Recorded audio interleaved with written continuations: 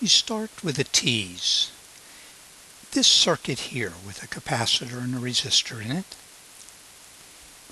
are these two elements in series or in parallel with one another?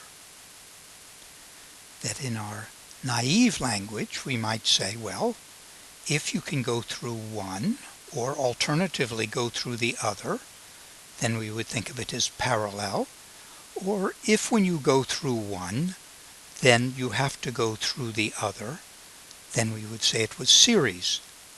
And that's not such a terrible naivete, but I would like to suggest that what we really need is a more rigorous definition of parallel and series. And I think both of those should be done in terms of voltage. That, listen carefully to this, if two elements are said to be parallel if their individual voltage drops are equivalent to the voltage drop across the pair of them. And two elements are said to be series if the sum of their voltage drops is equivalent to the voltage drop across the pair. If there was a wire coming down here, I'll draw it for you and then we'll get rid of it. If there had been a wire coming from someplace else, some seat of EMF, and going off here, then I think it would be obvious that the two are in parallel.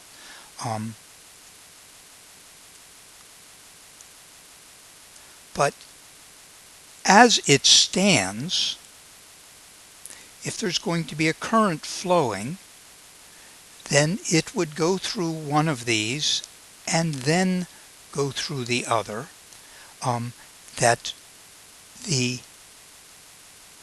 Let's presume that it went in the direction I just indicated. So this side here is at a high potential and this here is at a low potential, that this side of the capacitor is connected to this side of the resistor by this wire, which is presumed to be perfect and hence an equipotential, and so that this side of the resistor would be at the same high potential as that, and this side low, and thus if you went around this, you would have a voltage gain as you went through the capacitor and a voltage drop as you went through the resistor, and that would ultimately bring you back to this vertex here where I started, and the potential difference between it and itself has to be zero, and so it would follow that the size of this drop must be exactly the same as the size of that gain.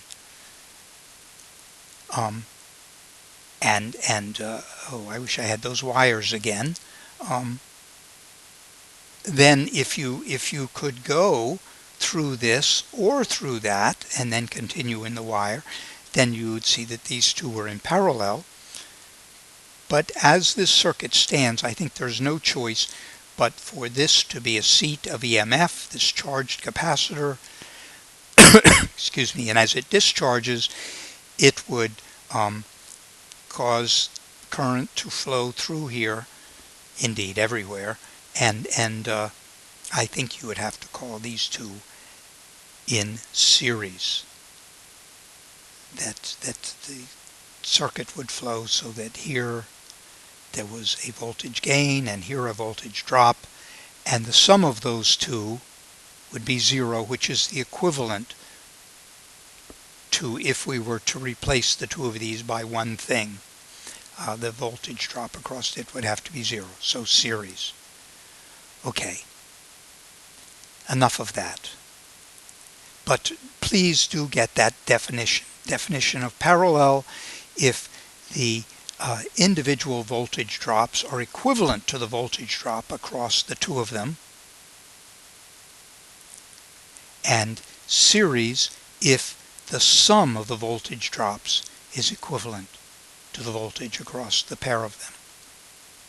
Alright, let's look at this circuit where I have a seed of EMF and then I have three capacitors, and the question would be, are they in series or in parallel? And you could go with the visual clues, but this side of this capacitor would be at the same potential as that side of the seed of EMF, and so would this one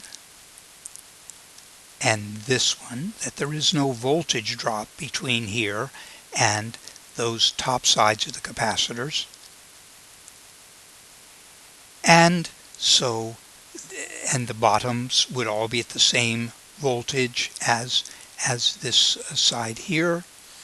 And so the voltage drops across each of these would be the same as one another, would be if I were to replace that circuit with a circuit that looked like this, where I have the seed of EMF, and then I replace these three with an equivalent. That was that definition again, that the voltage drop across this one, across the equivalent of these three, would be the same as the voltage drop across each one. So it is without a doubt that they are in parallel. If we need to hammer that home, let me point out that between here and here there is a voltage drop, and it doesn't matter whether I go through this capacitor between those 2 points, or I go through this capacitor between those 2 points, or through this capacitor between those 2 points. It is without a doubt the same voltage drop. So we have established that in this arrangement all of these have the same voltage drop. They are parallel. But what about the charge? There would be some charge on this capacitor, but not necessarily the same charge on this one, or the same charge on this one. But if we were to compare this circuit with this equivalent capacitance to these three, I hope it is intuitive that the charge on this plate would be the sum of the charges on those three plates.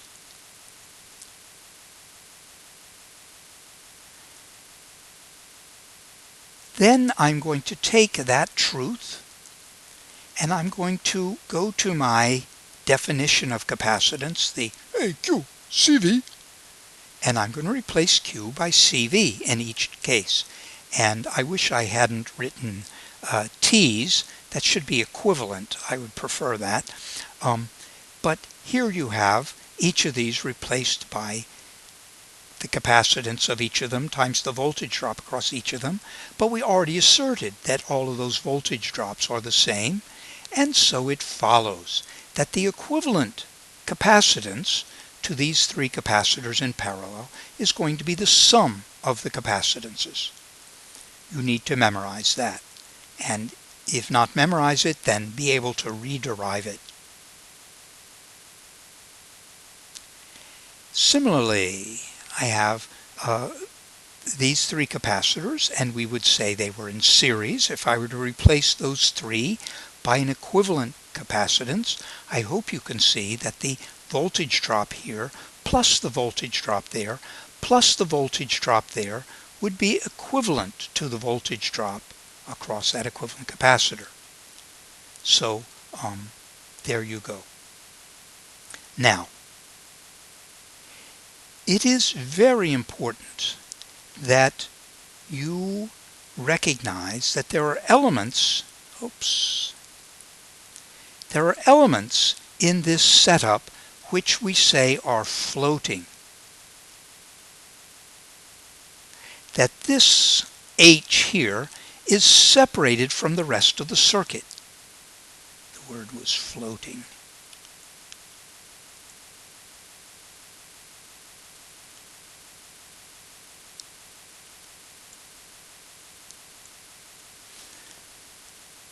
That each of these has no electrical connection with the rest, And so the process of charging is going to be a matter of this, when this seat of EMF is connected, it's going to start pulling electrons off of that plate, causing this plate to become positively charged.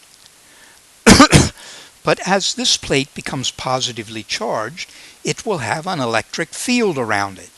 And specifically across this gap there will be an electric field which will induce charge in this floating element here, causing this side to become negative, and it will come to have the same quantity of negative charge, as the same magnitude of negative charge as this has positive charge. But the way that happened was because the field pulled electrons to this end of the H, causing this end of the H to become deficient in electrons, which will again create a field here which will induce negative charge in this point here by pulling electrons from that end, causing this one to come to have a positive charge. And finally, you get this negative, which will be the same magnitude as that negative there. But that's what they look like when they are in series. And the key fact that you have to get is that all of these have the same charge. That the charge on this plate is going to be the same as the charge on that plate because it was induced there. All with the same charge. However, we've already asserted that the voltage drops across here are going to be the sum of the individual voltage drops. And then I go back to the definition of capacitance, hey, Q, CV, and I'm going to replace V by Q over C in each case. And again, I'm sorry to see those T's there. I wish that said EQ for equivalent. But we already asserted that the charge was the same on each of these and on the equivalent capacitor. And so by dividing out that common charge, we get that the reciprocal of the equivalent capacitance is equal to the sum of the reciprocals of the individual capacitances. To be memorized. Alright, so this is the kind of problem, this is actually from the book, to find the equivalent capacitance, and then we're going to find the charges on these capacitors. But first the equivalent capacitance, and you need to look at this circuit, and you need to find, of these three capacitors, where are there two or more of them which have the same value in common? That is, where are there two which are parallel because they have the same voltage drop, or in series because they have the same charge? Where are two elements of this that have the same charge? And you should stop the show and put that onto your worksheet, and then you have started the show again, and I hope you see that these two here are purely parallel in this mixed circuit. And so you replace those two that are in parallel with an equivalent capacitor. And it would look like this. I need to move you. There we go. It would look like this, and then parallel, you just add them. So 12 plus 5.3 gives you 17.3. And then these two. What do you call this arrangement? Put it on the worksheet. I hope there's a place for that on the worksheet. And you started the show again, and you say, yes, they are in series, and so you add the reciprocals, and I'm going to let you do that. I evidently don't have it written here, but you would do that and get that equivalent capacitance there. Hope you get it right, because you're going to have to use it as you go forward with this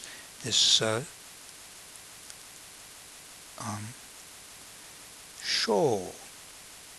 The question is, if this voltage here is 12.5 volts, what is the charge on this capacitor?